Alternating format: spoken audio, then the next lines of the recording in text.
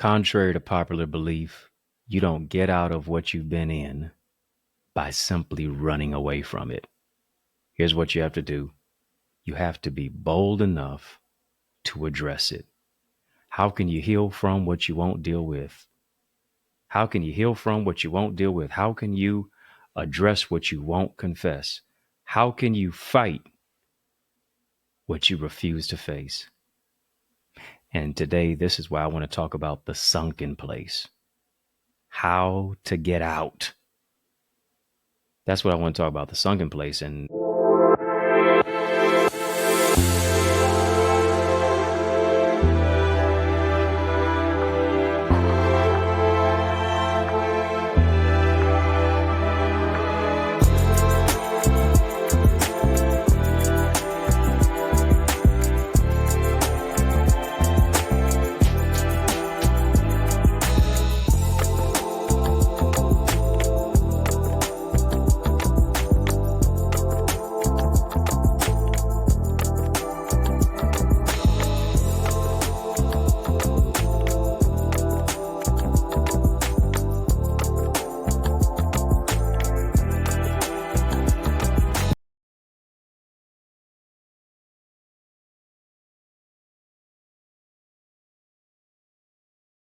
when you talk about getting out, you fill in the blank of what it is that you need to get out of.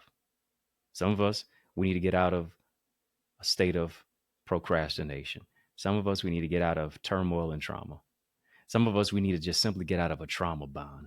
Some of us, we need to get out of depression and repression, oppression, and a compression of our dreams, our hopes, our ability, our talent, our tenacity.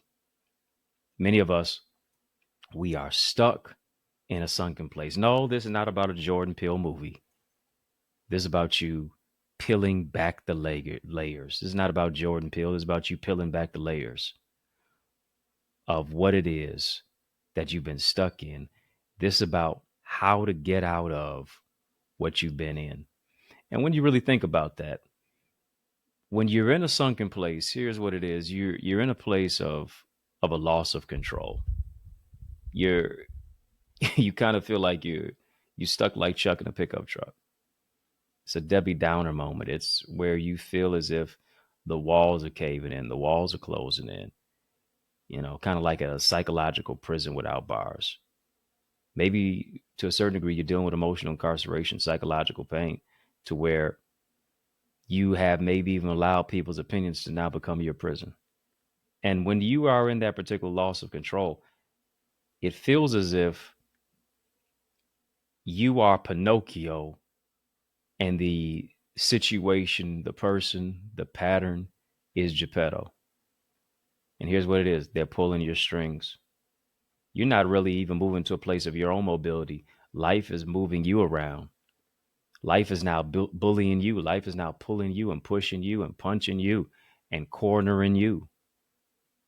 And you feeling as if you're in that loss of control because of trauma, because of negative childhood development, because there are certain things in your life that maybe you have not addressed or you even tried to address it and you failed to actually remedy it.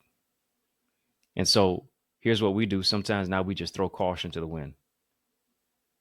We now allow life to just do whatever it wants to us because we've given up hope. We've thrown in the towel. We've waved the white flag.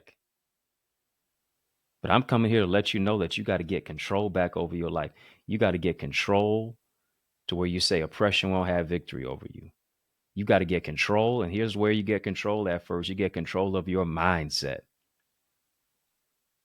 When other people are now feeling as if they're being able to manipulate you and gaslight you, and situations in life move you into a place of oppression, repression, and depression, you've got to get control back with your mindset. You got to speak life over your life. You got to get into a particular place to where you are shifting your life away from those who have been headaches, who have placed hurdles in your life, who have brought heartache and pain and disdain to your life. You got to get control over your life again. It's not too late that you can't be great. It's not too early that you can't get started. As long as you have a pulse, you have a purpose. Getting to that mindset. Listen, sometimes you're in a place of a loss of control to where you get up in the morning and you just feel as if, boy, you just want to lay here all day.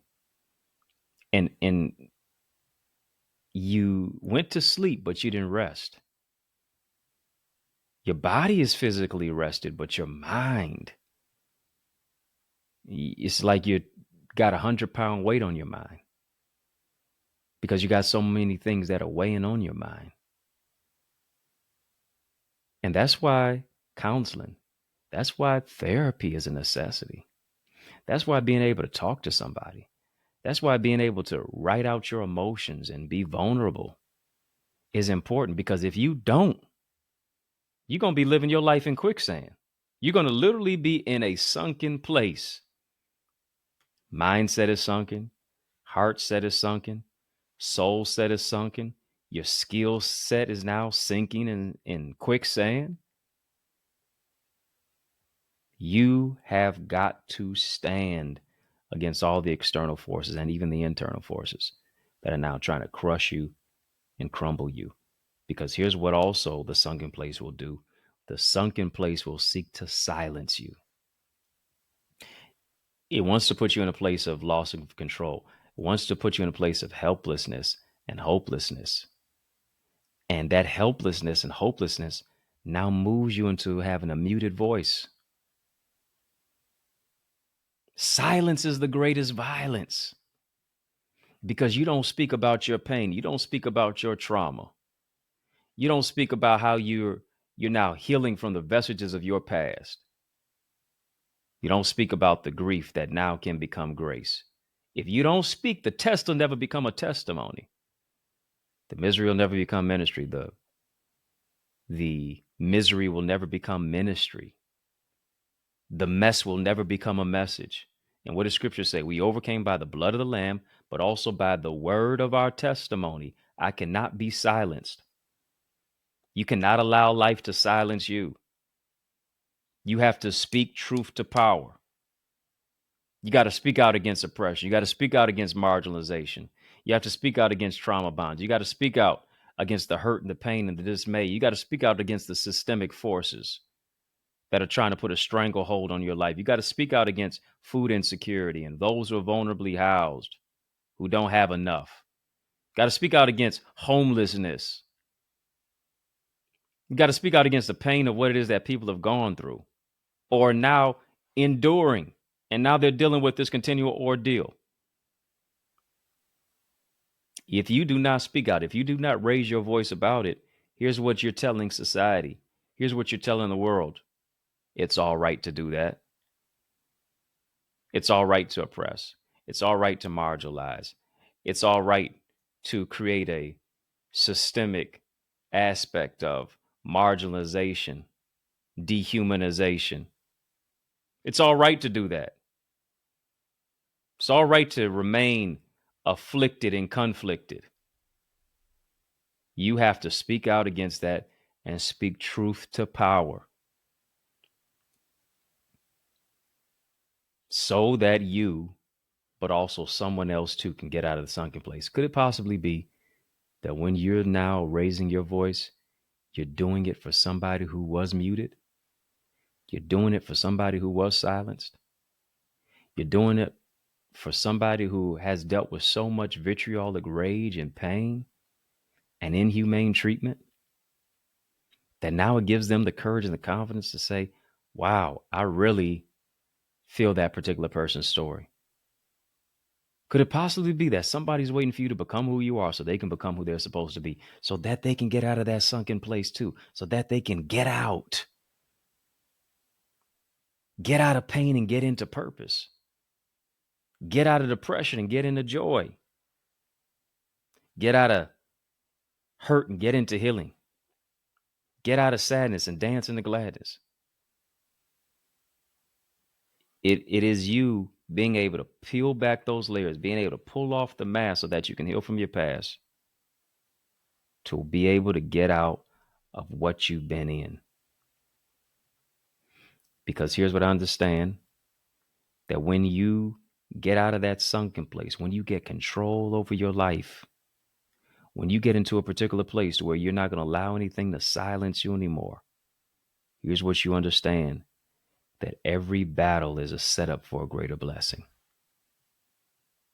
On the other side of this sunken place is an elevated place. Are you hearing me? On the other side of the sunken place is an elevated place. It's not the valley. The other side is the mountaintop. On the other side of this battle is a greater blessing. I want to ask you, what would joy look like on the other side of depression? What would love look like on the other side of hate? Can you get a picture of it? What would transformation actually look like, and what would it actually feel like on the other side of trauma? Why? Because you found your truth. What would it feel like? What would you experience? How would you smile differently? And actually, as you smile, you really would be meaning it, because you really would have a real sense of joy as you smiling. It wouldn't just be happiness, because oftentimes happiness is based on what's happening, but it really would be joy, because it says, despite what I've been through, despite what I'm going through, despite what it looks like, despite what it feels like, I'm really smiling because I really have my joy. I want you to get a picture of it. I want you to really get a real good grip and a real good look on it. What would it really look like? What would it really feel like for you to now be living on another level, when you were sinking deep, as the song said, in sin, far from the peaceful shore, very deeply stained within, sinking to rise no more? But the song says, but the master of the sea heard your despairing cry. From the waters he lifted you. Now safe am I. Love lifted me. That's what love does. It lifts you out of a sunken place. It helps you to get out of what you've been in. And now live again. Now laugh again. Now love again. Because you peel back the layers, you were literally able to address it. You didn't run from it this time. The best way for you to get out was not to run from it, but was to stand 10 toes down and address it. Say, I'm not running from it. I'm going to put the situation on a run, because I'm going to walk by faith into my winning season. And here's what I understand. You don't just walk by faith alone into your winning season. You need gifted leaders to help you to do the same thing. You need those type of individuals to literally kind of symbolically grab your hand, hold your hand, pull you into a greater place of purpose and promise and possibility and potential. It's time for you to do more. It's time for you to make more. It's time for you to earn more and learn more. And that is the increasing of your ideas, your impact, your influence, and ultimately your income. Let me show you how to do that. Let me show you how to get to that transformed place of what it is that looks like joy on the other side of depression. That looks like profitability on the other side of scarcity. Let me show you how to do that. And I'm showing you how to do that as you enroll in my amazing Eagles community. Go there right now, theeaglesacademy.com. Tap the enroll now button, tap the join now button, fill out the form. I guarantee you're going to be transformed. Go register right now. I want you to be a part of my amazing transformative community where I'm coaching you, I'm teaching you, I'm training you, I'm mentoring you, I'm empowering you to grow to another level and to another dimension. Go right now to theeaglesacademy.com. When you get there, tap the join now button, fill out the form. I guarantee you're going to be transformed. I hope that you were transformed by this conversation.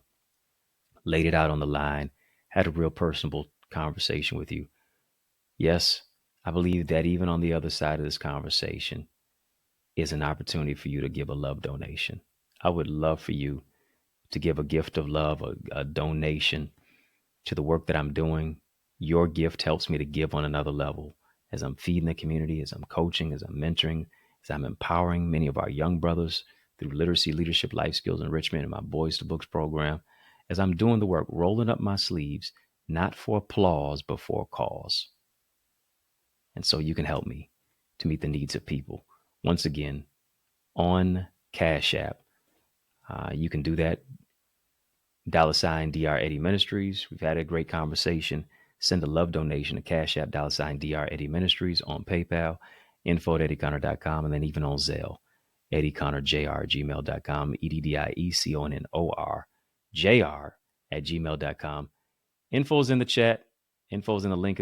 Info's in the link, and also in the description of this video. I appreciate your support as well. Hit that thumbs up button on this video, hit the like button, hit the subscribe button. I've been growing your greatness. Help me to grow our channel for change, our channel that creates change, our channel that breaks chains. And of course, follow me on all the social sites at EddieConnorJr.